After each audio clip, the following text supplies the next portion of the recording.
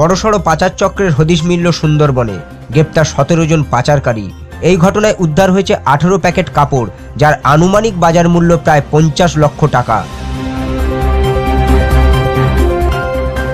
Police ও স্থানীয় সূত্রে জানা যায়, বুধবার সকালে গোপন সূত্রে খবর পেয়ে সুন্দরবনের মইপিট কোস্টাল থানার পুলিশ ধুলাভাসানী দ্বীপের কাছে ঠাকুরানী নদী থেকে দুটি বোটকে আটক করে।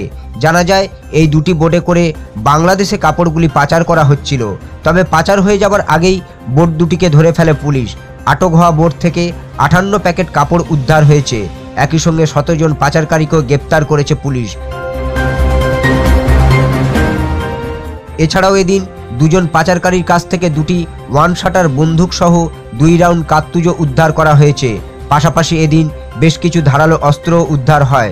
পুলিশ সূত্রে জানা যায়, এই দুটি বোট রায়দিঘি থেকে কাপড় ভর্তি করে বাংলাদেশি ট্রলারের জন্য অপেক্ষা করছিল। সেই সময় বোট দুটিকে ধরে ফেলে মইপিট কোস্টাল থানার পুলিশ। তবে দুটি বোট থেকে যে 17 জন পাচারকারীকে গ্রেপ্তার করা হয়েছে, তাদের মধ্যে 17 জনের বাড়ি রায়দিঘি থানা এলাকায় ও অপর 3 জনের বাড়ি ঢোলাহাট থানা এলাকায়। যদিও এই 17 জন পাচারকারীর সঙ্গে আরও কতজন পাচারকারী জড়িত রয়েছে তার তদন্ত শুরু করেছে পুলিশ। সুন্দরবন থেকে রফিকুল ঢালির রিপোর্ট, বিশ্ব সমাচার। আমাদের খবর যদি আপনাদের ভালো লেগে থাকে তাহলে আমাদের চ্যানেলটি অবশ্যই সাবস্ক্রাইব করুন আর আমাদের খবর সবার আগে দেখার জন্য বেল বাটনটিতে ক্লিক করুন।